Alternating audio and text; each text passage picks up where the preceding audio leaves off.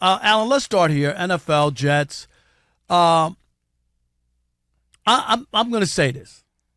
I warned football fans, Jets fans, Aaron Rodgers fans just a couple days ago.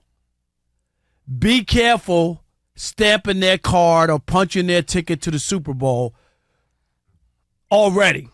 Right. Off the preseason, off the roster on paper and all that other stuff. I said easily the Jets could wind up being the Mets. Yeah. You remember the Mets? They won 101 games. They get Justin Verlander. Everybody's like, well, they're going to the World Series. Right. They have the highest payroll in the history of Major League. Higher payroll than the Yankees. The highest payroll ever. And they flopped. Yeah. Here's the issues with what I have with the Jets. The offensive line is not up to par. In a joint practice today against the Tampa Bay Bucs, Aaron Rodgers sacked on 4 out of 6 plays. Really? Like you went and got this Hall of Fame quarterback and your offensive line is leaky? Not a good look. Yeah, you go out and you get the... Here's the other thing, Alan. The AFC is loaded.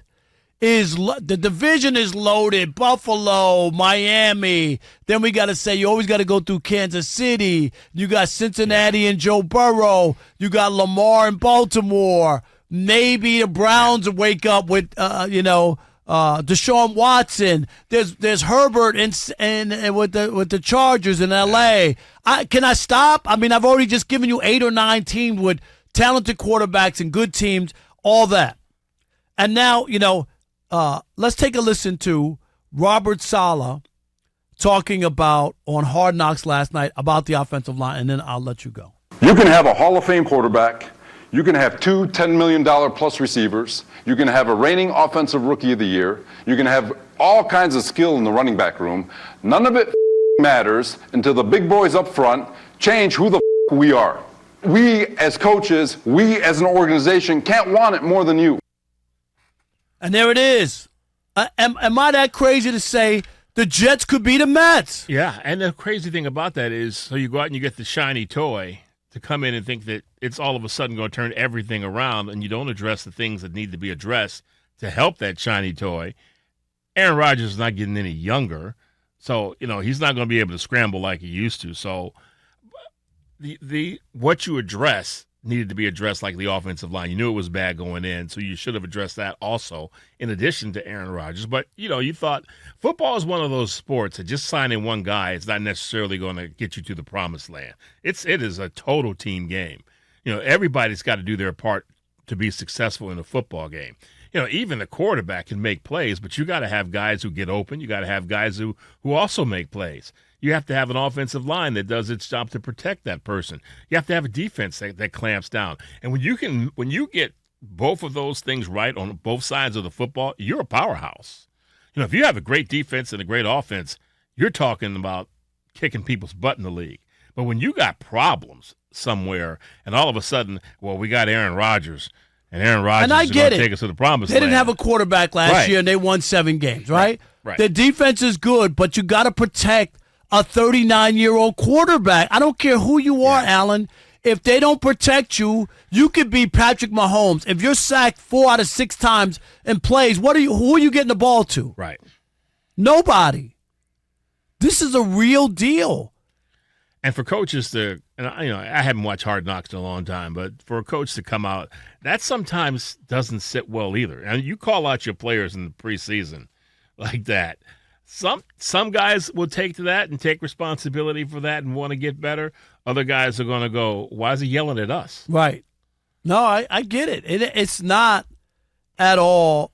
It can be dicey because you could have 2 reactions, as you just said.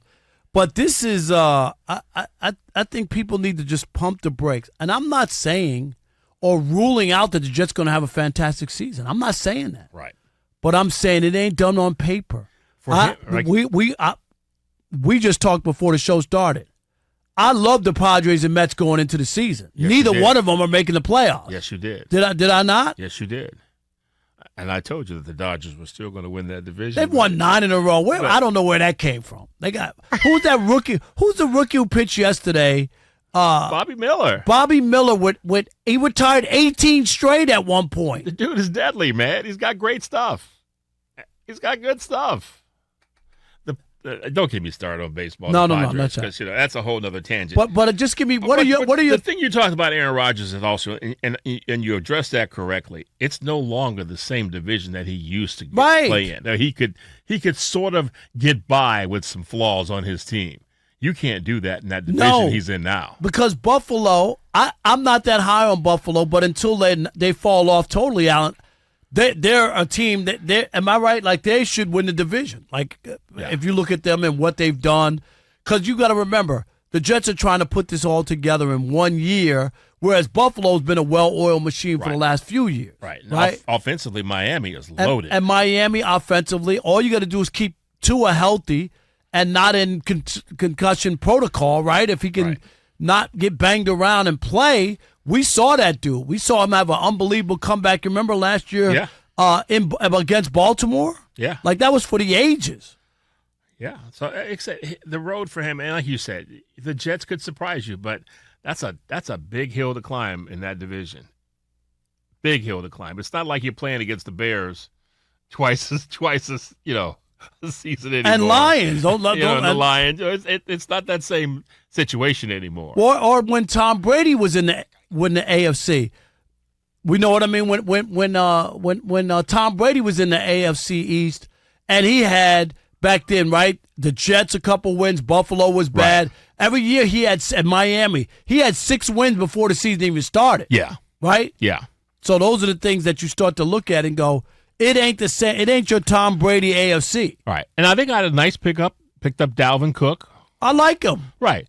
That's a good insurance policy to have back there in that backfield. But it ain't just a paper championship, and that's my point. And one of the glaring weaknesses and the things that if you're a Jets fan, you should be very, very afraid is the offensive line. Not just the 4 sacks in 6 plays in this joint practice. How about, Aaron Rodgers broken his collarbone a few times. Am I right? Yep.